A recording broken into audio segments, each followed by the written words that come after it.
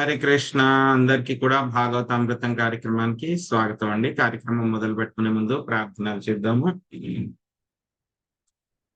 ఓం నమో భగవతే వాసుదేవాయ.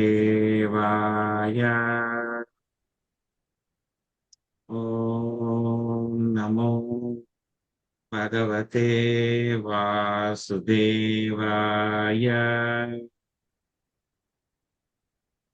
ఓం నమో భగవతే వాసుదేవాయ.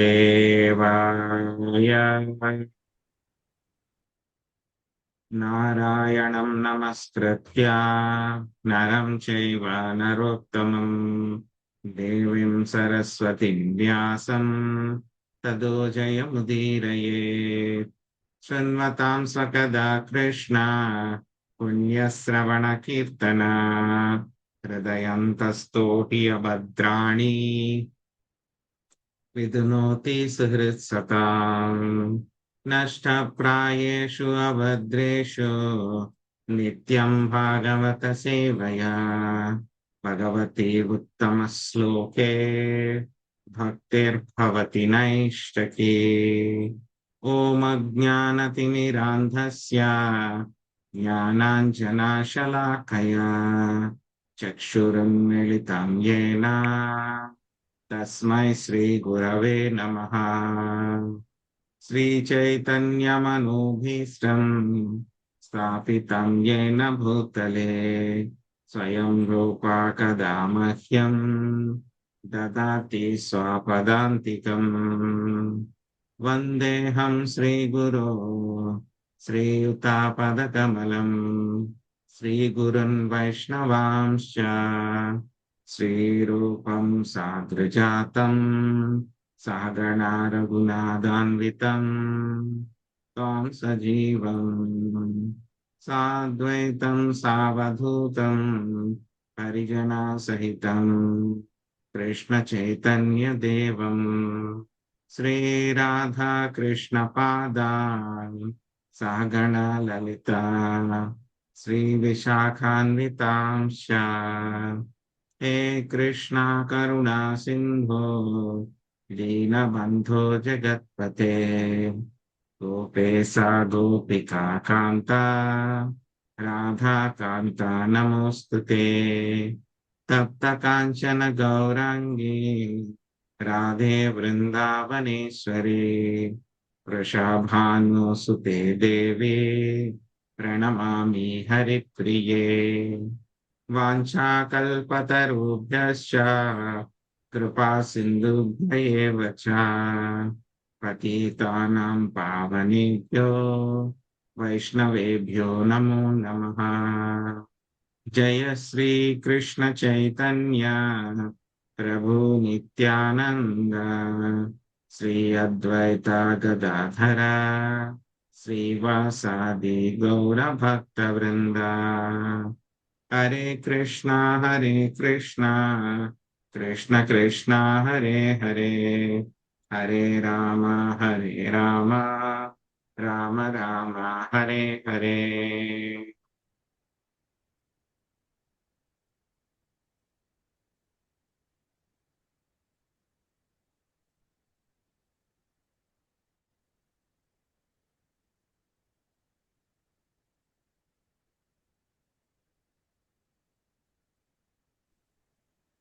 हरे कृष्ण प्रभु जी దండవత్ ప్రణామాలు ప్రభుజీ.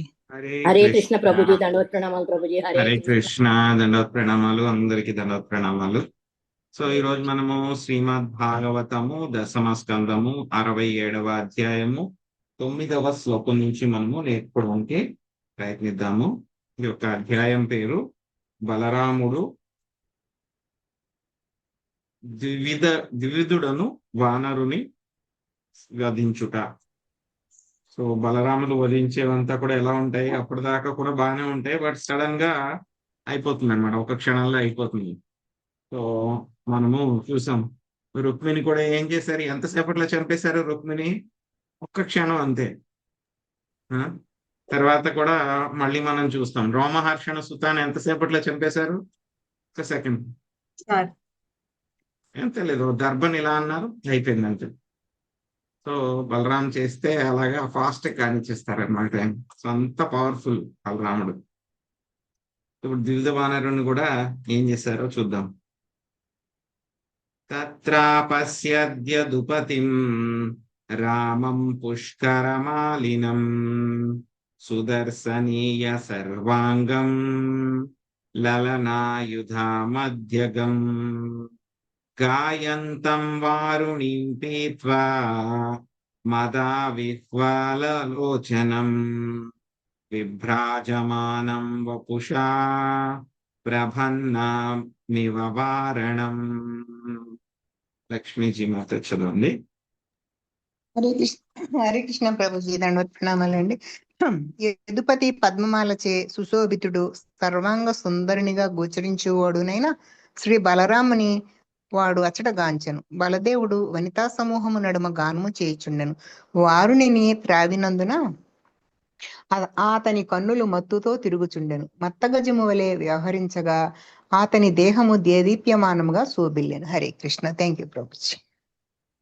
దుష్టః సాకః మృగः సాకా మారూఢా కంపయన్ ద్రుమాన్ చక్రే కిలా కిలా శబ్దా మాత్మానం సంప్రదర్శయన్. శ్రీదేవి మాత చదువు. హరే కృష్ణ ప్రభుజీ ధన్యవాదాలు.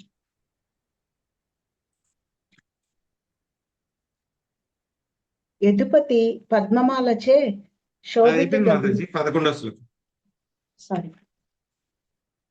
హరే కృష్ణ. ఆ దుష్టవానరుడు ఒక చెట్టును ఊపుచు కిలకిలా రావములు చేయుచు తన ఉపస్థితిని తెలియజేసెను. భాష్యము. వానరుడైన ద్వివిధుడు సాధారణ వానరుని వలె సహజంగానే చెట్లను ఎక్కగోరి ఉండెనని శాఖమృగ అను పదము సూచించుచున్నది. ద్వివిధుడు అనే ఆ వానరుడు చెట్టును ఎక్కగలిగి ఉండి ఒక కొమ్మ నుంచి వేరొక కొమ్మకు దుముకుచుండెను. ఒక్కొక్కప్పుడు వాడు కిలకిలా రావము కలుగునట్లుగా కొమ్మలను ఊపసాగెను. దాని వలన బలరామునికి పరమానంద వాతావరణము నుండి మనసు చెదిరెను అని శ్రీల ప్రభుపాదులు ధ్యానించురి. హరే కృష్ణ.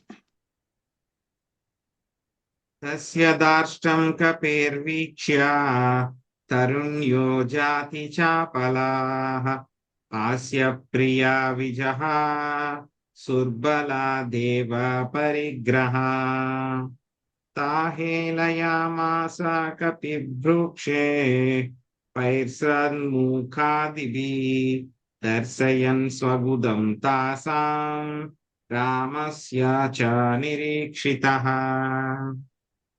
శశికళ మాతాజీ 12వ శ్లోకము 13వ శ్లోకము అనువాదం చదవండి. భాష్యము లక్ష్మీ శ్రీనివాస్ మాతాజీ. హరే కృష్ణ ప్రభుజీ ప్రణామాలు. బలరాముని ప్రేయసీ గణము ఆ వానరుని సిగ్గుమాలిన తనమును చూచి నవ్వసాగి వారు హాస్యప్రియులు చాపల్య స్వభావులనై ఉండిరి. 13. బలరాముడు చూచుచుండగానే వివిధుడు కనుబొమ్మలతో వింత చేష్టలు చేయుచు ఎదుటకు వచ్చి ఉదద్వారమును చూపుచు ఆ యువతలను అవమానించి. హరే కృష్ణ ప్రభుజీ ధన్యవాదాలు. హరే కృష్ణ ప్రభుజీ దండవత్ ప్రణామాలు. భాష్యం. ఆ వానరుడు ఎంత మోటువాడనగా బలరాముని సన్నిధిలోనే వాడు తన మర్మాంగములను స్త్రీలకు చూపసాగెను. మరొకప్పుడు వాడు ముందుకు వచ్చి కనుబొమ్మలను కదిలించుతూ తన పళ్లను చూపసాగెను అని శ్రీల ప్రభుపాదులు వ్యాఖ్యానించిరి. వాడు నేరుగా స్త్రీల చెంతకు వచ్చి అటు ఇటు తిరుగుట, మూత్రము విడుచుట వంటివి చేసినని శ్రీల విశ్వనాథ చక్రవర్తి ఠాకూరులు తెలిపిరి. హరే కృష్ణ ప్రభుజీ ధన్యవాదాలు.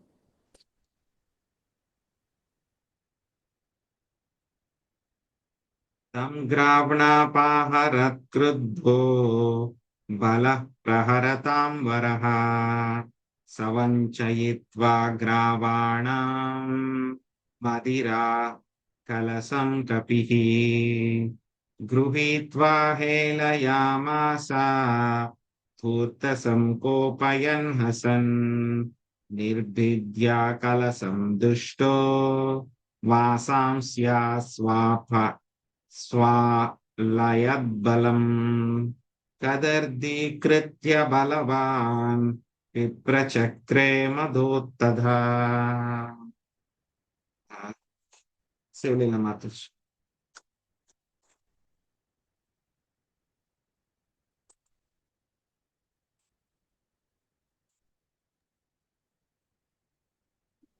వీరశ్రేష్ఠుడగు బలరాముడు క్రుద్ధుడై వానిపై రాయిని విసిరెను.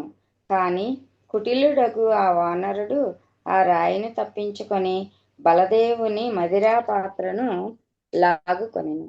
అంతేగాక వాడు నవ్వుచు అపహాస్యము చేయుచు మదిరా పాత్రను పగులగొట్టి ఇంకను వనితల వస్త్రములను పట్టి లాగుచు బలదేవుని ఎడ గొప్ప అపరాధం అనర్చెను. ఆ విధముగా బలవంతుడైన ఆ వానరుడు మదగర్వితుడై అతనిని అవమానించసాగెను.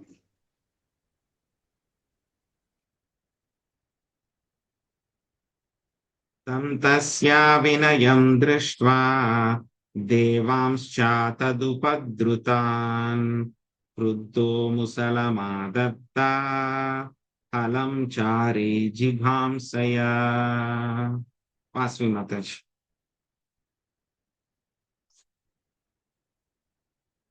హరే కృష్ణ ప్రభుజీ దండవత్ ప్రణామం.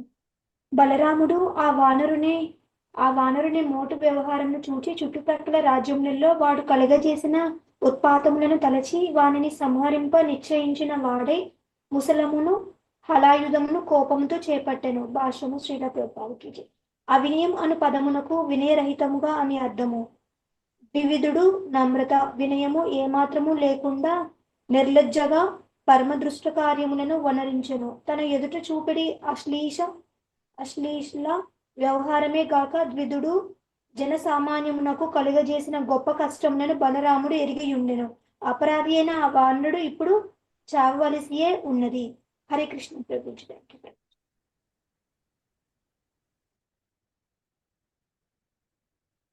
త్రివిధోపి మహావీర్యః సాలాముద్యమ్య పాణినా అభ్యేత్యాతరసా తేన బలం మూర్ధన్యతాడయత్. తంతు సంకర్షణో మూర్ధ్ని పతంతామచలో యథా పతిజగ్రాహ బలవాన్ సునందేనాహనచ్చతం. సుబ్రహ్మణ్య ప్రభుజీ 2 శ్లోకాలు అనువాదం చదువు.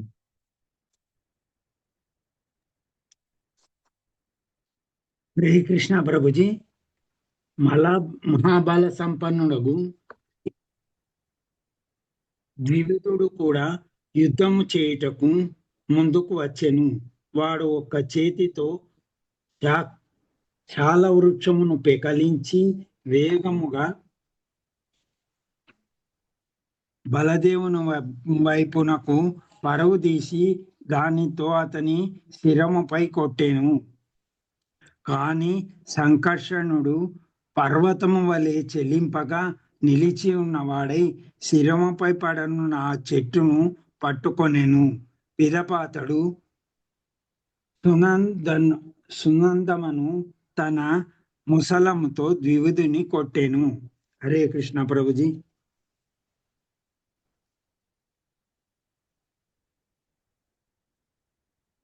మూషలాహాతమస్తిష్కో విరేజారక్తధారయా గిరిర్యథా గైరికయా ప్రహారం నాను చింతయన్ పునరన్యం సముక్షిప్య కృత్వా నిష్పత్రమోజసా తేనాహానత్సు సంక్రుద్ధా స్తంభలా సతదాచ్చినాత్ తతోన్యేనారుషా జఘ్నే తం చాపి సతదాచ్చినాత్. గీత కుశల్ మాతాజీ. హరే కృష్ణ ప్రభుజీ దండోత్ప్రణం. బలదేవుని ముసలాయుధముచే మస్తిష్కము పగులగా ద్వివిధుడు రక్తము కారుచుండగా గైర ధాతు రంజితమగు పర్వతం వలె శోభిల్లెను. ఆ గాయమును విస్మరించిన వాడే ఆ వానరుడు వేరొక వృక్షమును పెకిలించి దాని ఆకులను తొలగించి దానితో బలదేవుని తిరిగి కొట్టెను. అప్పుడు క్రుద్ధుడైన బలదేవుడు ఆ వృక్షమును 100 ముక్కలుగా చేసెను. పిదప వివిధుడు వేరొక వృక్షమును తీసుకొని తిరిగి కొట్టగా బలరాముడు దానిని కూడా 100 ముక్కలుగా చేశాను. హరే కృష్ణ.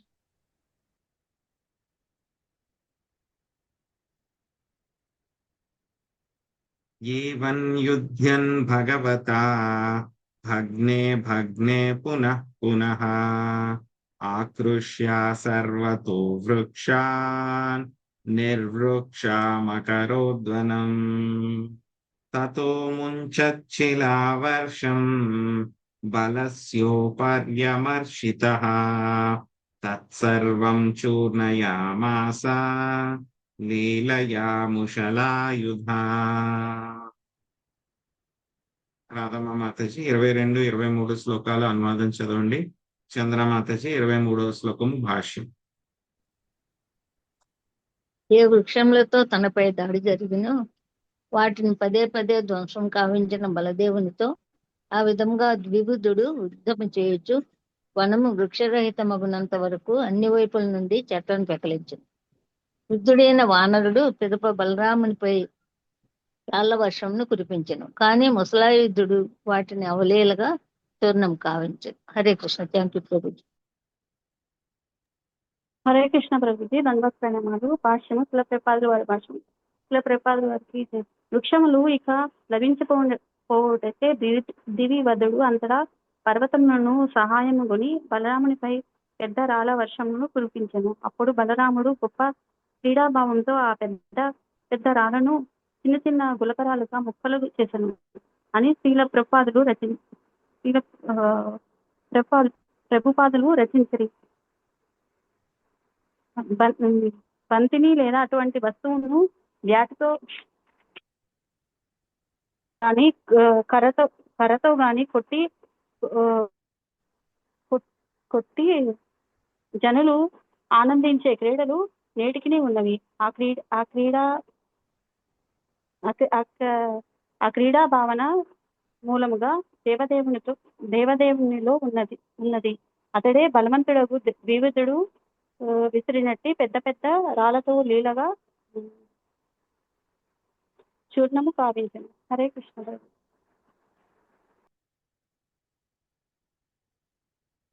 ఆహూతాల సంకాసౌ ముష్టీకృత్య కపీశ్వరః ఆసాద్య రోహిణీ పుత్రం తాభ్యాం వక్ష్యస్య రూరుజ యాదవేంద్రోపి తం దోర్భ్యాం త్యక్త్వా ముషలలాంగలే జత్రావభ్యర్థయత్క్రుద్ధః సోపతాధృదిరం వమన్.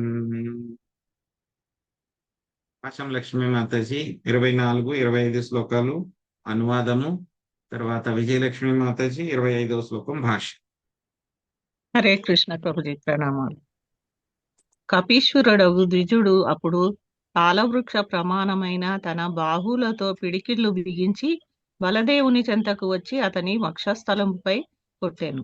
25. రూద్రుడైన యాదవేంద్రుడు తన ముసలమును హలాయుధములను విడిచి ఉత్త చేతులతో ద్విజుని కంఠముపై కొట్టెను. దానితో ఆ వానరుడు రక్తము గక్కుచు క్రింద పడెను. హరే కృష్ణ ప్రభుజీ. హరే కృష్ణ ప్రభుజీ. భాష్యము శీల ప్రపాదులకి జై. దేవాదిదేవుడు శ్రీకృష్ణ భగవానుడు అనే గ్రంథమున శ్రీల ప్రభుపాదులు ఇట్లు వ్యాఖ్యానించిరి. ఈసారి బలరాముడు మిక్కిడి క్రుద్ధుడయ్యను. తనను వానరుడి చేతులతో దాడి చేయుచున్నందున తాను వానిని ముసలముతో గాని ఆయుధముతో గాని దాడి చేయబోడు.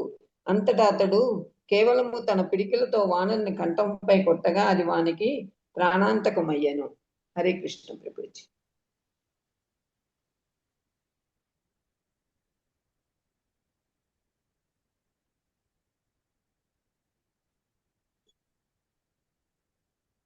తకంపేతేన పతతా సటంఖాస్స వనస్పతిః పర్వతః కురు శార్దూలా వాయునా నౌరివాంభసి. లక్ష్మీపార్వతి మాతాజీ. హరే కృష్ణ ప్రభుజీ ధన్యవాద ప్రణామం. ఓ కురు సాధుల వాడు నేలబడినప్పుడు సముద్రము నందు వాయువు చే కల్లోలితమైన నావ వలె పర్వత శిఖరములు వృక్షములతో పాటుగా రైవతకము పర్వతము కంపించెను. భాష్యము: కేవలము పర్వత శిఖరములే గాక నీరు నిలిచి ఉన్నట్టు గుంటలు ఇతర ప్రదేశములు కూడా కంపించినవి. టంక అను పదము చెట సూచించును. త్రివిధుడు నేలబడినప్పుడు ఈ పర్వతము ప్రాంతములన్నీయును కనిపించినవి. హరే కృష్ణ. ధన్యవాదాలు. జయ శబ్దో నమః శబ్దః సాధు సాధ్వీతి చాంబరే సురా సిద్ధా మునీంద్రాణ మాసీత్ కుసుమవర్షిణాం ఏవం నిహత్య ద్వివిధం జగద్వ్యతికరావహం సంస్థూయమానో భగవాన్ జనై స్వపురమావిశత్. శాంతకుమారి మాతాజీ 2 శ్లోకాలు అనువాదం చదవండి.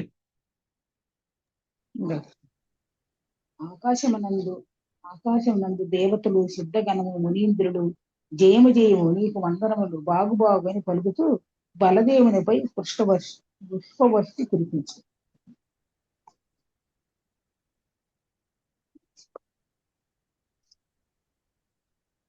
సమస్త జగత్తును కల్లోలపరిచినట్టు దివిదుడు ఆ విధంగా వధించిన వాడై బలరాముడు తన యశస్సును జనులు గానం చేయుచుండగా పురమునకు వెడలెను.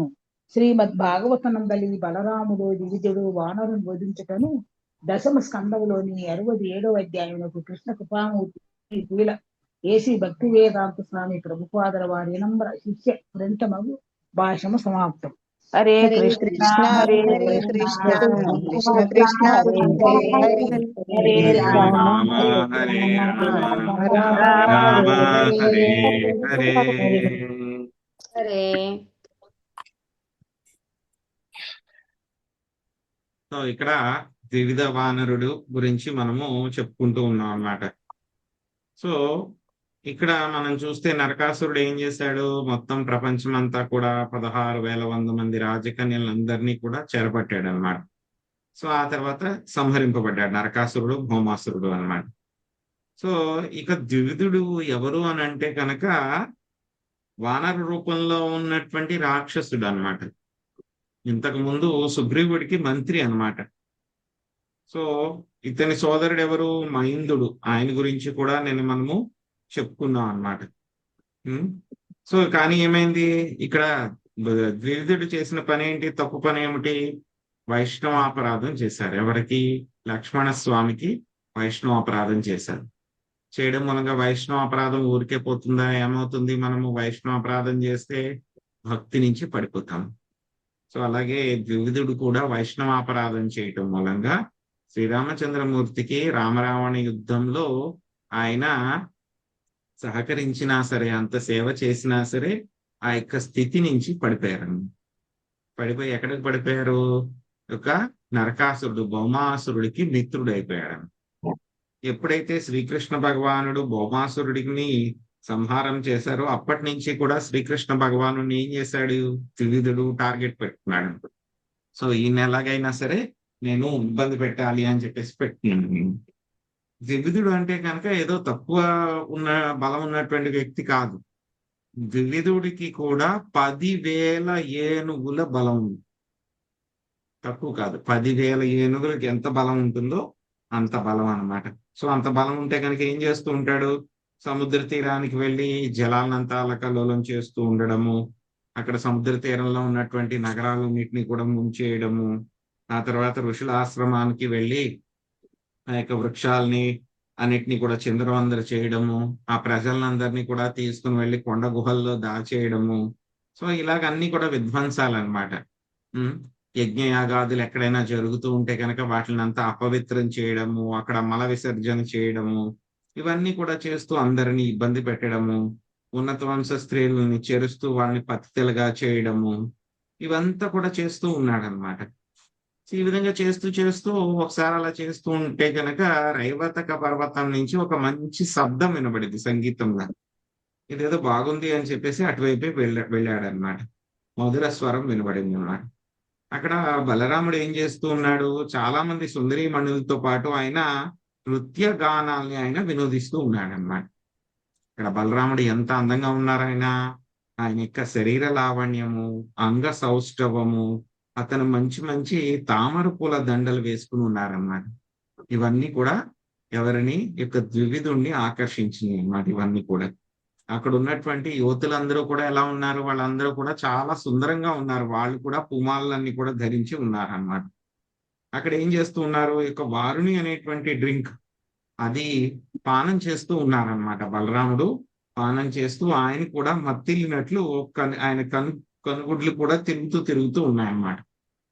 ఎలా ఉన్నారు అక్కడ బలరాముడు, ఆడ ఏనుగుల మధ్యలో తిరుగుతూ ఉన్నటువంటి ఒక ఐరావతం లాగా, ఆయన మదపుటేనుగులాగా బలరాముడు ఉన్నారనమాట. సో అక్కడికి వెళ్ళాడంతా చాలా బాగుంది. సో ఇక్కడ ఇదంతా డిస్టర్బ్ చేయాలి, ఇప్పుడు డిస్టర్బ్ చేయాలి, ఇక్కడ మధ్యలో నేను ఉండాలి, నేను ఎంజాయ్ చేయాలి. అంతే కదా, మనం భగవంతుడికి మీరేంటి ఎంజాయ్ చేసేది, నేను కూడా ఎంజాయ్ చేస్తానని కదా ఇక్కడికి వచ్చింది మనం అంతా కూడా. ఆ పార్టీని డిస్టర్బ్ చేయాలి అక్కడ. సో ఏం చేశాడు, కోతి కదా, వానరం కదా, సో నేను ఇక్కడ ఉన్నాను, నేను వచ్చాను అని చెప్పడానికి ఏం చేశాడు, ఒక చెట్టు కొమ్మ మీదకి ఎక్కి దాన్ని చాలా గట్టిగా ఊపుతూ ఉన్నాడు అనమాట. వానరం కాబట్టి ఒక చెట్టు కొమ్మ మించి ఇంకొక చెట్టు కొమ్మ మీదకి ఆయన దూకుతూ శబ్దం చేస్తూ కిలకిల రావాలు చేస్తూ ఆయన మొత్తం ఆ యొక్క మంచి సంగీతం వస్తున్నటువంటి ఆ వాతావరణాన్ని అంతా కూడా డిస్టర్బ్ చేశాడు. ముందుగా అక్కడ ఉన్నటువంటి స్త్రీలందరూ కూడా కోతులు అలా చేస్తూ ఉంటే కనుక ఏదో కోతి వచ్చి చేస్తోందిలే అని చెప్పేసి వాళ్ళందరూ కూడా నవ్వుతూ ఉన్నారనమాట. నవ్వుతూ ఉన్నారు, కోతి వచ్చింది, కోతి చేష్టలు చేస్తూ ఉంది అని చెప్పేసి నవ్వుతూ ఉన్నారు. వాళ్ళకి తెలియదు కదా వీడు రాక్షసుడు లాంటి వానరుడు అని. తర్వాత ఏం చేశాడు, అక్కడ ఉన్నటువంటి స్త్రీలను అవమానపరిచేలాగా గుదద్వారం చూపించడం మొదలు పెట్టారన్నమాట. సో బలరాముడికి చాలా కోపం వచ్చిందనమాట. కోపం వచ్చి ఒక రాయి తీసుకుని కొట్టాడనమాట బలరాముడు. కొడితే కనుక ఏమైంది, అక్కడ ద్వివిధుడు వెంటనే దాని నుంచి తప్పించుకున్నాడు. తప్పించుకోవడమే కాదు, ఈసారి మళ్ళీ బలరాముడి దగ్గరికి వచ్చేసి బలరాముడి చేతిలో ఉన్నటువంటి ఆ వారుని పాత్రని తీసేసుకుని లాక్కుని వెళ్ళిపోయాడు. బృందావనంలో కోతులు కూడా అంతే కదా, మన చేతిలో ఉన్న వాటిని కూడా లాక్కుని వెళ్ళిపోతాయి. బృందావనంలో ఉన్నటువంటి కోతులకి స్పెషాలిటీ ఏంటి, మనకున్న కళ్ళజోడు లాక్కెళ్ళిపోతాయి. కోతులు కళ్ళజోళ్ళు లాక్కుని వెళ్ళిపోతాయి అన్నమాట, అవి స్పెషల్. సో అవి ఏం చేసుకుంటాయి, వాటికి కొరుకుతాయి, పాడేస్తాయి. కానీ ఏంటంటే కనుక వాటికి అదొక వినోదం అంతే. ఒక్కొక్కసారి అవి ప్యాకెట్లు అవి ఇవి ఇస్తే, ఫ్రూటీలు అవి ఇవి ఇస్తే ఒకసారి వదిలేసి అవి తీసుకొని కళ్ళజోడు వదిలిపెట్టేస్తాయి. లక్కీ ఉంటే కనుక దొరుకుతాయి, లేకపోతే దొరకవు అవి. సో కళ్ళజోళ్ళు ఎక్స్పర్ట్ అనమాట. కళ్ళజోళ్ళు లాక్ మనం వేసుకున్నటువంటి చేతిలో ఉన్నటువంటిది కాదు, పక్కన పెట్టింది కాదు, చేతిలో ఉన్న ముఖానికి వేసుకున్నటువంటి కళ్ళజోళ్ళు లాక్కుని వెళ్ళిపోతాయి. అలాగే ఇక్కడ ద్వివిధుడు కూడా ఏం చేశాడు, అక్కడ బలరాముడి చేతిలో ఉన్నటువంటి వారుని పాత్రను ఏకంగా లాక్కుని వెళ్ళిపోయాడు. బలరాముడికి చాలా కోపం వచ్చిందనమాట. సో బలరాముడు ముందే యుద్ధం చేయడానికి ఉత్సాహం చూపిస్తూ ఉన్నాడు అనమాట. సో బలరాముడికి ఏం చేశారు, కోపం వచ్చినప్పుడు ఒక రాయి కొట్టారు. రాయి కొడితే కనుక దాని నుంచి తప్పించుకున్నాడు. తప్పించుకున్న తర్వాత బలరాముడి చేతిలో ఉన్నటువంటి వారుని పాత్రను లాక్కుని వెళ్ళిపోయాడు అన్నమాట. సో ఆ తర్వాత ఇంకేం చేస్తున్నాడు, అక్కడ ఉన్నటువంటి బలరాముణ్ణి స్త్రీల యొక్క వస్త్రాలను చెంపడం మొదలు పెట్టాడు. ఎవరు, వీడు ద్వివిధుడు అన్నమాట. సో బలరాముడు నన్నేం చేస్తాడులే అనే ధీమాతోటి విర్రవీగుతూ మొత్తం వాళ్ళందరినీ కూడా, అక్కడ బలరాముడు అక్కడ ఉన్నటువంటి సహచరులందరినీ కూడా అవమానించడం మొదలు పెట్టాడు అన్నమాట. కానీ బలరాముడికి తెలుసు కదా, ఆయన వీడు చేసినటువంటి చెత్త పనులన్నీ ఏం చేస్తూ ఉన్నాడు, అందరినీ ఎలా ఇబ్బంది పెడుతూ ఉన్నాడు, బ్రాహ్మణుల్ని ఎలా ఇబ్బంది పెడుతూ ఉన్నాడు, ఋషులు మునుల్ని ఏ విధంగా ఇబ్బంది పెడుతున్నాడు, ప్రజల్ని ఏ విధంగా ఇబ్బంది పెడుతున్నాడు, ఇక విషయాలన్నీ కూడా తెలుసు కదా. సో తెలిసిన తర్వాత ఇంకా బలరాముడు నిశ్చయించుకున్నారనమాట. చాలా కోపం వచ్చింది, ఈ దుష్టవానరాన్ని ఎలాగైనా సరే సంహరించాల్సిందే, వీడి పని అయిపోయింది, ఈ రోజు ఈ చాప్టర్ క్లోజ్ చేయాలి అని చెప్పి బలరాముడు నిశ్చయించుకున్నారనమాట. సో అప్పుడు ఏంటంటే కనుక వెంటనే బలరాముడు ఏం చేశారు, తన యొక్క గదని హలాయుధాన్ని రెండింటిని కూడా తీసుకున్నారనమాట. సో ఎప్పుడైతే కనుక బలరాముడు గదని తీసుకున్నారో, హలాయుధాన్ని కూడా తీసుకున్నారో, వీడి కూడా అర్థం అయిపోయింది బలరాముడు యుద్ధం చేయడానికి వచ్చేస్తున్నారని. సో అక్కడే ఉన్నటువంటి ఒక పెద్ద మర్రి చెట్టును ఒక దాన్ని తీసుకుని ఏం చేశాడు, బలరాముడి మీదకి విసిరాడు అన్నమాట. సో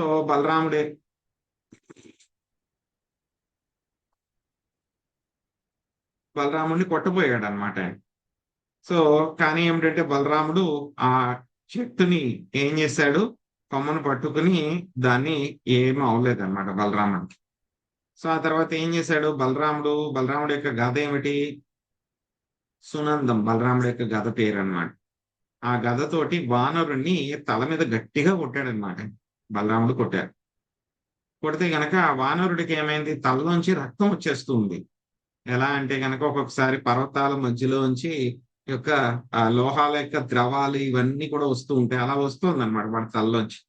అయినా సరే వాడు దాన్ని పట్టించుకోకుండా సో ఇంకా బలరాముడు ఏం చేశారు, గదతోటి ఎన్నిసార్లు దెబ్బలు కొట్టినా, బలరాముడు గదతోటి ఎన్నిసార్లు కొట్టినా సరే తల మీద వాడికి ఏమి అవ్వట్లేదు. వాడేం పట్టించుకోవట్లేదు. చూడండి ఎంత బలవంతుడో చూడండి దేవిదుడు. వాటిని అస్సలు పట్టించుకోకుండా ఏం చేస్తున్నాడు, ఒక్కొక్క చెట్టుని కూడా మర్రి చెట్టుని అన్నిటిని కూడా తీసి బలరాముడి మీదకి విసరడం మొదలు పెట్టాడు. పెద్ద పెద్ద చెట్లన్నీ తీసి వాటి ఆకులు తీసేసి అన్నిటిని కూడా ఒకదాని తర్వాత ఒకటి బలరాముడి మీదకి వదులుతూ ఉన్నారన్నమాట. బలరాముడికి ఎలా అయింది, ఒక క్రికెట్ మ్యాచ్ అయిపోయింది అనమాట. వీడేమో చెట్లు అక్కడి నుంచి వదులుతూ ఉంటే బలరాముడు ఏం చేస్తున్నారు, తన గదతోటి బ్యాటింగ్ చేస్తున్నట్టు మొత్తం ఆ చెట్లన్నిటిని కూడా ముక్కలు చేసేస్తూ ఉన్నారనమాట. అలా వీడు ఏం చేస్తున్నాడు, ఒక చోట నుంచి ఇంకో చోటగా అక్కడ ఉన్నటువంటి పెద్ద పెద్ద చెట్లన్నీ కూడా తీసుకుని అన్నిటినీ కూడా బలరాముడి మీదకి విసిరేశాడు. బలరాముడు వాటిలన్నిటిని కూడా ఏం చేశారు, ముక్కలు కింద చేసేసారు. ఇంకా చెట్లన్నీ అయిపోయినాయి. ఇంకా అక్కడ రేవత పర్వతం మీద చెట్లన్నీ కూడా ఫినిష్ అయిపోయినాయి. అప్పుడు ఏం చేస్తున్నాడు, ఇంకా పెద్ద పెద్ద బండలు, పర్వతం మీద ఉన్నటువంటి రాళ్ళు వీటిని వేసడం మొదలు పెట్టాడు. ఇప్పుడు నిజంగానే క్రికెట్ మ్యాచ్ అయిపోయింది, బాల్ బ్యాట్ అయిపోయింది ఆట.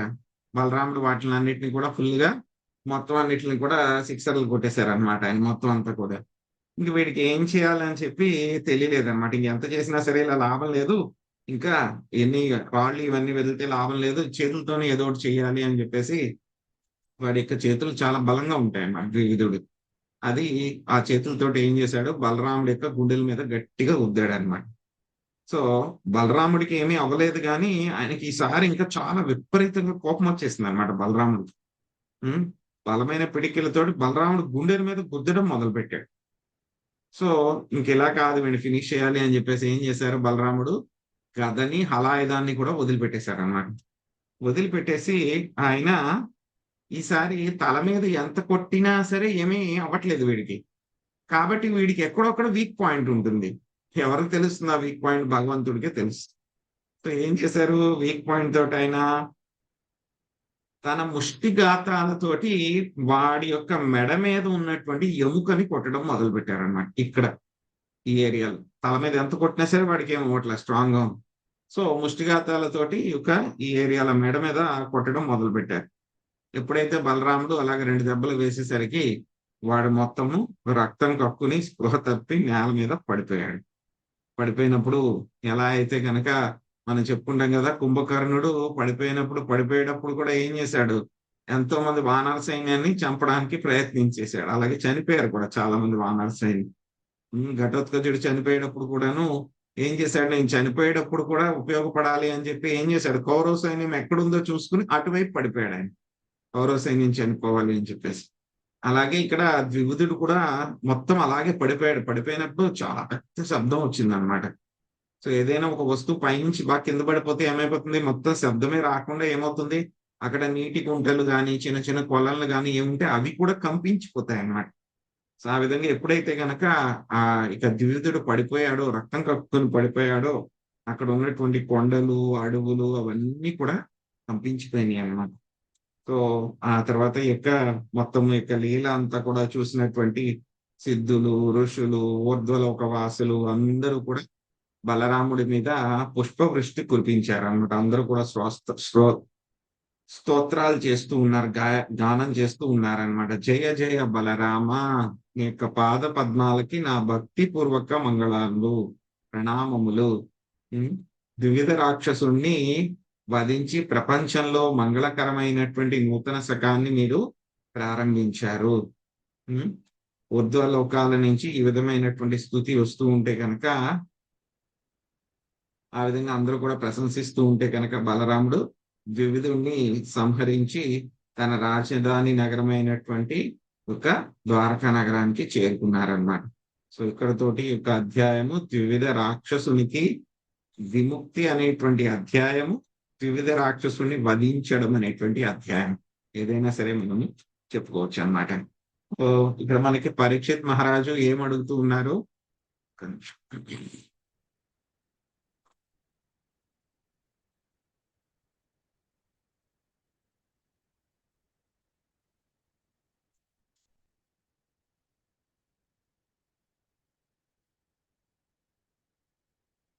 పరీక్షిత్ మహారాజు ఇంతకు ముందు అధ్యాయంలో స్టార్టింగ్ లో ఏం అడిగారు, ఏం ప్రశ్న అడిగారు? ఎవరికైనా గుర్తుందా?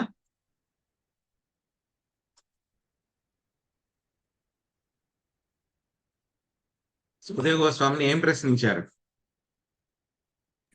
బలరాముని గురించి వినాలి అని కోరుకున్నారు. బలరాముడి యొక్క వీరోచితమైనటువంటి లీలల గురించి ఇంకా మాకు చెప్పండి, ఆయన గురించి చెప్పండి అని చెప్పి అడిగారు అనమాట. ఇప్పుడు ద్విధ వానరుణ్ణి ఏ విధంగా సంహరించారనేటువంటిది చెప్పడం పూర్తయింది. ఇంకొకటి బలరాముడి లీల, ఇంకొక లీల ఏమిటిది? సాంబుడి యొక్క వివాహము. సో ఈ అధ్యాయం కూడా చాలా అద్భుతంగా ఉంటుంది. అదేమిటో చూద్దాం.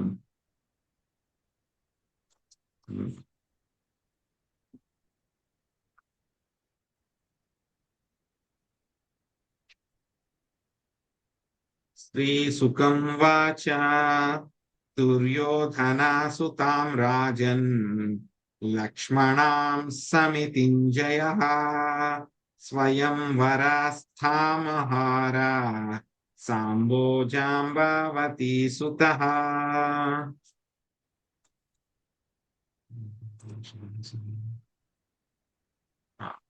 పద్మిని మాతాజీ మీరు అనువాదము భాష్యంలో వివాహమాడగోరియుంటిరి వరకు చదవండి. ఆ తర్వాత చందన మాతాజీ మిగతా భాష్యం చదవండి.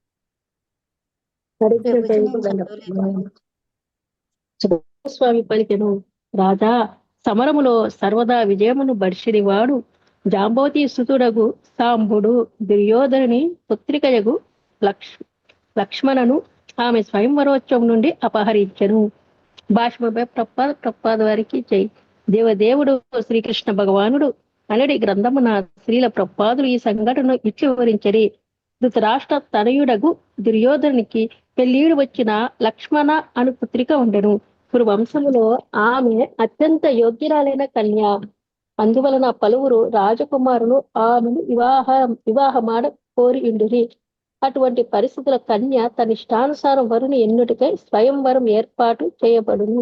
స్వయంవర సభలో లక్ష్మణ తన భర్తను ఎంచుకునే పోవడంతలో జాంబవతి కృష్ణుల తనుడకు సాంబుడు అచ్చడికొచ్చెను. చెడ్డ పిల్లవాడైన సాంబుడు ఎల్లప్పుడూ తల్లి చెంతనే ఉండేవాడు. హరే కృష్ణ. Thank you. హరే కృష్ణ. హరే కృష్ణ ప్రభుజీ, ధన్యవాద ప్రణామాలు. అందుకే అతనికి ఆ పేరు కలిగినది. సాంబుడు అనేది నామం అతడు తల్లికి ముద్దుల కొడుకని సూచించెను. అంబ అనగా తల్లి, సా అనగా తోడా అని అర్థము. ఎల్లప్పుడూ తల్లితో పాటే ఉండేవాడు కనుక అతనికి ఆ ప్రత్యేకమైన నామము ఇవ్వబడినది. ఈ కారణం చేతనే అతడు జాంబవతుడు సుతుడని కూడా తెలియబడను. ఇంతకు ముందు వివరించినట్లు కృష్ణునికి పుత్రులందరూ శ్రీకృష్ణుడితో సమానంగా యోగ్యులై ఉండరు. దుర్యోధని పుత్రిక లక్ష్మణను సాంబుడు పొందగోరి ఉండెను, కానీ ఆమె అతనికి భరించలేదు. అందువలన అతడు ఆమెకు స్వయంవరం నుండి బలవంతంగా అపహరించను. హరే కృష్ణ ప్రభు. కౌరవా కుపితా ఊచు దుర్వినీతోయమర్భకః తదర్ధీకృత్య నః కన్యా మకామాహారాత్ బలాత్ పత్నీతేమం దుర్వినీతం కిం కర్షయంతి వృష్ణయః యస్మత్ప్రసాదోపచితాం దత్తాం నో భుంజతే మహీం. శశికళ మాతాజీ 2 శ్లోకాలు అనువాదం చెప్పండి. హరే కృష్ణ. 2, 3 ప్రభుజీ. 2వ శ్లోకం. 2, 3 మాతాజీ. వృద్ధులైన కౌరవులు పలికిరి, ఈ చెడు వర్తనము కలిగిన పిల్లవాడు కన్యక అభిమతమునకు విరుద్ధముగా బలవంతముగా ఆమెను అపహరించి మనలను అవమానించినాడు. 3వ శ్లోకం. ఈ దుర్వ్యస వ్యవహారము కలిగిన సామని బంధించుడు, వృష్ణి వంశస్థులు మనల్ని ఏమి చేయగలరు, మనం ఒసగనెట్టి పృథ్వీనే మన అనుగ్రహంతో వారు పాలించుచున్నారు. హరే కృష్ణ. Thank you.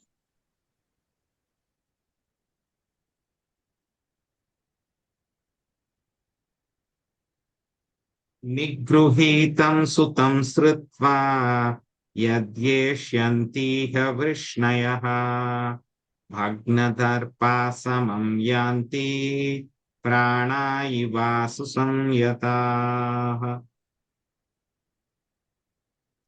ఇతి కర్ణః సలోభూరిర్యా యజ్ఞకేతు సుయోధనః సాంబామారేభిరే యోద్ధుం కురు వృద్ధానుమోదితాః. లక్ష్మీ శ్రీనివాస్ మాతాజీ 2 శ్లోకాలు అనువాదం చదవండి. భాష్యము గీతా కుశల్ మాతాజీ. హరే కృష్ణ. తమ పుత్రుడు బంధింపబడినాడని తెలిసిన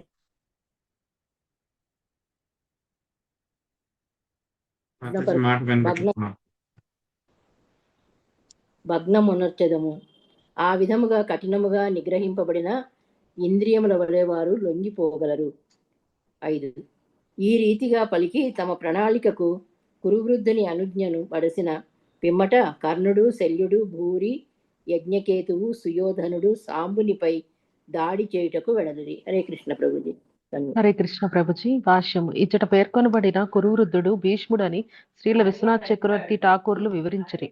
అతడు తన వారికి ఈ విధంగా అనుజ్ఞ నొసగను. ఈ కన్య ఇప్పుడు సాంబునిచే స్పృశింపబడినది కనుక వేరొకనికి ఈమె భర్తగా స్వీకరింపజాలదు. అతడే ఈమెకు భర్త కావలసి ఉన్నది. అయినను అతని అమర్యాదను గురించి మన బల విక్రమములను గురించి తెలుపుటకై మీరు అతనిని పట్టుకొని బంధింపుడు, కానీ ఎట్టి పరిస్థితుల్లోనూ అతడు వధింపబడరాదు. ఈ శ్లోకం నందు పేర్కొనబడిన 5 వీరులతో భీష్ముడు జతకూడెనని కూడా ఆచార్యులు తెలిపారు. హరే కృష్ణ. దృష్ట్వానుధావతః సాంబో ధార్తరాష్ట్రాన్ మహారథః ప్రగృహ్యారుచిరం చాపం తస్థౌ సింహాయివైకలః తంతే జిఘృక్షవక్రుద్ధా తిష్టేతి భాషిణః ఆసాద్యాదన్వినో బాణై కర్ణాగ్రణ్య సమాకిరణ్. ఎవరైనా చదవలేదండి ఈరోజు? హరే కృష్ణ.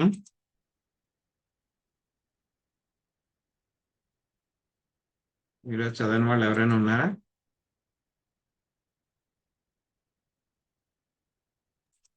నేను చదవనా ప్రభు? చదవండి మాతాజీ. 6వ శ్లోకం అనువాదం చదవండి. 7వ శ్లోకం అనువాదం విజయలక్ష్మి మాత చదవండి. హరే కృష్ణ. దుర్యోధనాదులు తన వైపునకు వేగముగా అరుదించుటను గాంచిన మహారథుడగు సాంబుడు సుందరమగు ధనస్సును చేపట్టి ఒంటరిగా సింహం వలె నిలిచుండెను. హరే కృష్ణ ప్రభుజీ.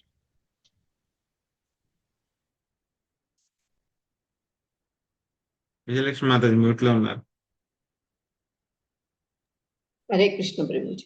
సాంబుని పట్టుకొనుటకు కృతనిశ్చయులైనట్టి కర్ణుడు మన్నగు కుపితులైన ధనుత్తరులు అతనితో నిలిచి యుద్ధము చేయము అని అరిచిరి. వారు అతనికి ఎదురుగా వచ్చి శరపరంపరను గుప్పించిరి. హరే కృష్ణ ప్రభు.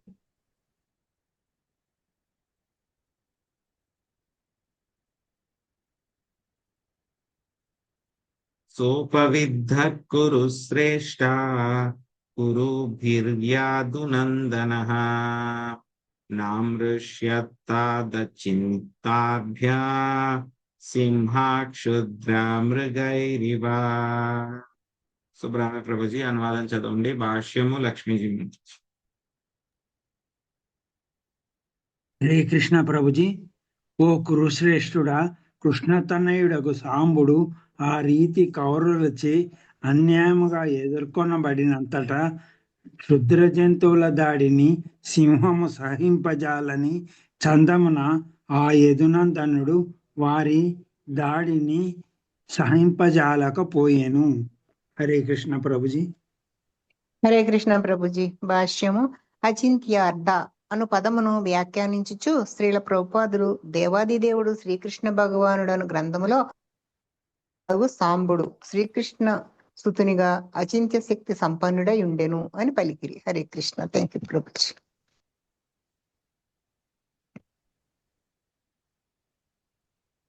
విస్పృజ్యారుచిరం చాపన్ సర్వాన్ వివ్యాధక సాయకైః కర్ణాదీన్ షడ్రదాన్ వీరా స్థావద్భిర్యుగ పతప్రదక్ చతుర్భిశ్చతురో వాహా నైకేకేనా నేకైకేనా చ సారథీన్ రథినశ్చామహేశ్వాసాం తస్యా తత్తేభ్య పూజయన్.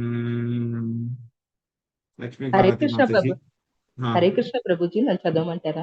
చదవండి మాతాజీ. 9-10 శ్లోకాల అనువాదం భాష్యం చదువు. హరే కృష్ణ.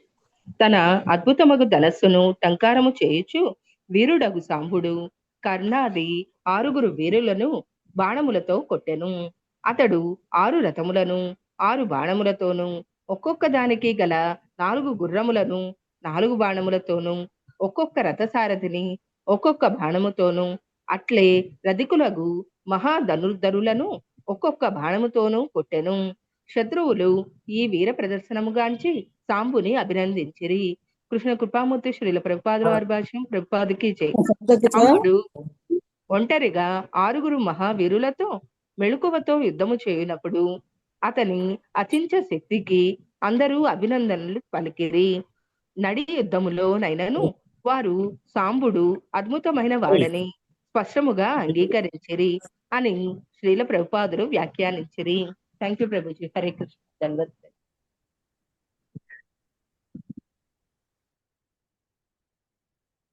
హరే కృష్ణ. సో శ్రీకృష్ణుడికి చాలా ఇష్టమైనటువంటి పిల్లలలో ఎవరు, ఆయన యొక్క కుమారుల్లో ఇష్టమైనటువంటి వాడు ఎవరు అంటే కనుక సాంబుడు అన్నమాట. సాంబుడు ఎవరు? జాంబవతి తనయుడు అన్నమాట.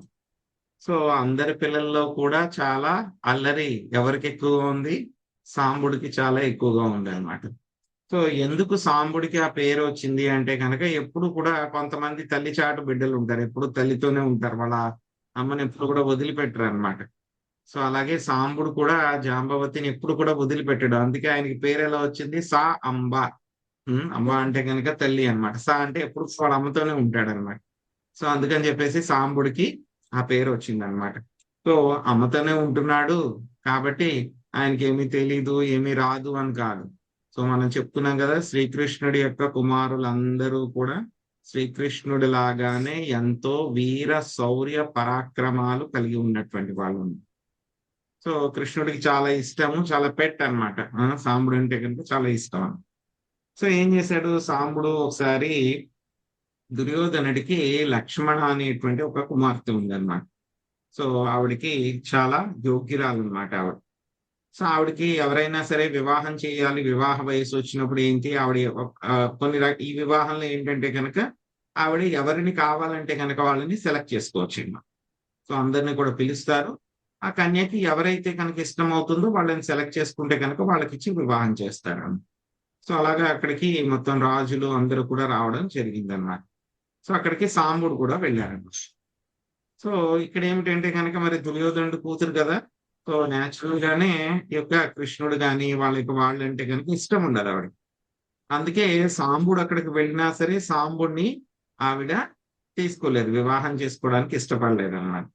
కానీ సాంబుడు ఏం చేశాడు? ఎలాగైనా సరే నేను పెళ్లి చేసుకోవాలి అని చెప్పేసి ఆవిడని ఏం చేశారు? కిడ్నాప్ చేశారు. సాంబుడు ఆవిడ కిడ్నాప్ చేసి, ఎందుకంటే ఇదంతా కూడా చాలా కామన్ అన్నమాట, రాజవంశంలో ఇవన్నీ కూడా జరుగుతూ ఉంటాయి అన్నమాట. కిడ్నాప్ చేసి ఆవిడని తీసుకుని వెళ్ళిపోతూ ఉన్నారు. సో ఎప్పుడైతే కనుక కౌరవులకి ఈ విషయం తెలిసిందో, సో అదేంటి అసలు ఆ అమ్మాయికి అయితే కనుక ఇష్టం లేదు, మనందరికీ కూడా తెలుసు సాంబుడు అంటే కనుక ఇష్టం లేదు, కానీ సాంబుడు బలవంతంగా ఆవిడ్ని అపహరించుకొని తీసుకుని వెళ్ళిపోతున్నాడు. అంటే మనం ఇంతమంది ఉండగా మన రాజధానికి వచ్చి మన అమ్మాయిని అపహరించుకొని తీసుకుని వెళ్ళిపోతే గనక మనకి సిగ్గుచేటు ఇది. సిగ్గుచేటే కదా. అందుకని చెప్పేసి వాళ్ళు ఏమనుకున్నారు అని అంటే కనుక భీష్ముడి దగ్గరికి వెళ్ళారు. ఇలా అపహరించుకుని వెళ్ళిపోయారు, ఏం చేయాలి అని చెప్పి భీష్ముడి దగ్గరికి వెళ్ళి అడిగారు అన్నమాట. సో భీష్ముడు ఆయన ఏదున్నా సరే కరెక్ట్ గా చెప్తారే కాబట్టి ఆయన ఏం చెప్పారంటే కనుక సాంబుడు ఆ అమ్మాయిని ఎలాగైనా సరే ముట్టేసుకున్నాడు, అంటే టచ్ చేశారు. సో కాబట్టి ఇంకెవరు కూడా ఆ అమ్మాయిని వివాహం చేసుకోవాలి, అంటే ఇక సాంబుడికి ఇచ్చే వివాహం చేయాలి. కానీ ఏంటంటే కనుక మనము ఎవరు పడితే వాళ్ళు ఇలాగ ఈ విషయాన్ని మనం ఇలాగే వదిలిపెట్టేస్తే కనుక ఎవరు పడితే వాళ్ళు మొత్తం వచ్చి మన అమ్మాయిలందరినీ కూడా ఇలాగే చేస్తారు. సో కాబట్టి మనం ఏం చేయాలి అంటే కనుక సాంబుడిని బంధించాలి, చంపకూడదు. సాంబుడిని చంపకూడదు కానీ బంధించాలి. బంధించి చేద్దాము, చూద్దాం ఏమవుతుందో అని చెప్పి వాళ్ళందరూ కూడా నిశ్చయించుకున్నారన్నమాట. సో నిశ్చయించుకుని వాళ్ళు ఏమనుకున్నారు, ఈ యొక్క వృష్ణి వంశస్థులు వీళ్ళకి ఇంత శక్తి ఎలా వచ్చేసింది, ఇంత గర్వం ఎలా వచ్చేసింది, మనం ఇచ్చినటువంటి భూమి మీదే వీళ్ళు ఆధారపడుతూ ఉన్నారు, మన మీద ఆధారపడుతూ బతుకున్నటువంటి వాళ్ళు వీళ్ళు మనకంటే కూడా ఇంత గొప్ప వాళ్ళు అయిపోయారా అని చెప్పేసి మన అనుగ్రహంతోనే వాళ్ళు ఏదో చిన్న రాజ్యాన్ని వాళ్ళు పరిపాలించుకుంటూ ఉన్నారు, పోన్లే కదా అని చెప్పి మనం వదిలేసాం. సో అప్పుడు వాళ్ళు ఏదో చిన్న రాజ్యాన్ని పరిపాలించుకుంటున్నారు, అటువంటిది వీళ్ళు వచ్చి మన అమ్మాయిని ఎత్తుకుని వెళ్ళిపోతారా, అది కూడా దుర్యోధనుడి కూతురు, వేరెవరో కాదు. సో మన అమ్మాయిని ఎత్తుకుని వెళ్ళిపోతారా అని చెప్పి వాళ్ళందరూ కూడా ఇక భీష్ముడి దగ్గరికి వెళ్ళి ఆయన ప్లాన్ ఇస్తే కనుక కర్ణుడు, శల్యుడు, భూరి, యజ్ఞకేతువు, సుయోధనుడు మొత్తం అందరూ కూడా వెళ్ళి సాంబుడి మీదకి అటాక్ చేశారన్నమాట. సో అటాక్ చేస్తే కనుక అందరూ కూడా సాంబుడు రథం వైపు పరిగెత్తి ఆగు ఆగు, మాతో యుద్ధం చెయ్యి, ధైర్యం ఉంటే కనుక యుద్ధం చెయ్యి అని చెప్పి అతన్ని, ఎలా అయితే కనుక రుక్మి కూడా అదే విధంగా అన్నారు కదా కృష్ణుడు రుక్మిణీదేవిని తీసుకుని వెళ్ళిపోతుంటే అలాగే చేసేసాడు కదా రుక్మి, ఆగు ఆగు ఆగు యుద్ధం చేయి నాకు అని చెప్పారు కదా. అలాగే వీళ్ళు కూడా ఏం చేశారంటే కనుక సాంబుడు వెనకాలే పరిగెత్తుకుని వెళ్తూ ఆగు ఆగు మాతో యుద్ధం చెయ్యి, మాతో యుద్ధం చెయ్యి అని చెప్పేసి చెప్పారన్నమాట. చెప్పి ఏం చేశారు, బాణాలు అవన్నీ కూడా వదులుతూ ఉన్నారన్నమాట. సో ఎప్పుడైతే కనుక ఇక సాంబుడు కూడా ఏంటంటే చాలా శక్తివంతుడు అన్నమాట, శ్రీకృష్ణుడి యొక్క సుతుడు కాబట్టి అచింత్యమైనటువంటి శక్తి ఉంది సాంబుడికి కూడా. ఎలా అయితే కనుక అనిరుద్ధుడు కూడా అదే విధంగా శక్తి ఉంది. కానీ అనిరుద్ధుడు కూడా వాళ్ళందరినీ కూడా సంహరిస్తూ అదంతా లీల జరగాలి కదా అదంతా. అందుకని చెప్పి అనిరుద్ధుడు ఎలా అయితే కనుక బంధించబడ్డాడు అక్కడ కూడా, అదే విధంగా సాంబుడు కూడా ఇక్కడ తన యొక్క వీర ప్రతాపాన్ని అంతా కూడా చూపించాడు అనమాట. సాంబుడు కూడా ఏం చేశాడు, మొత్తం 6 వీరుల్ని కూడా 6 బాణాలతోటి, 6 రథాలని కూడా 6 బాణాలతోటి, మళ్ళీ 6 రథాలకి ఉన్నటువంటి 4 గుర్రాలని కూడా 24 బాణాలతోటి, ఒక్కొక్క రథసారథిని కూడా ఒక్కొక్క బాణం, అంటే 6 బాణాలు రథసారథులకి. సో అదే విధంగా రధికులకి, మహార్ధనులకి అందరినీ కూడా మొత్తం బాణాలతో కొట్టారన్నమాట.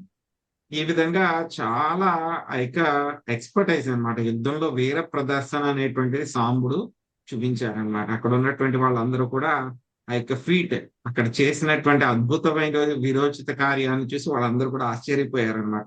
సో వాళ్ళందరూ కూడా ఒప్పుకున్నారు, ఎందుకంటే వాళ్ళందరూ కూడా యుద్ధం చేసేటువంటి వాళ్ళు కదా, వాళ్ళకి తెలుస్తుంది ఎవరు ఎక్స్పర్ట్, ఎవరు బాగా చేస్తున్నారు అని చెప్పి తెలుస్తుంది. చాలా బాగా యుద్ధం చేశాడు, అద్భుతంగా యుద్ధం చేస్తున్నాడు అని చెప్పేసి వాళ్ళందరూ యుద్ధం చేస్తూ ఉన్నా సరే, ఆపోజిట్ పార్టీలో ఉన్నా సరే వాళ్ళందరూ కూడా అనుకున్నారనమాట, చాలా బాగా యుద్ధం చేస్తున్నాడు కదా, అసలు వెరీ గుడ్ కదా అని చెప్పని వాళ్ళు అనుకున్నారనమాట. సో అనుకుని ఆ తర్వాత ఏం చేశారు, మళ్ళీ ఏ విధంగా యుద్ధం కంటిన్యూ అయింది, బలరాముడు వచ్చి మళ్ళీ దాన్ని వారంతా కూడా వన్ సైడ్ ఎలా చేసేసారు అని చెప్పేసి మళ్ళీ మనం కంటిన్యూ చేద్దాము. హరే కృష్ణ.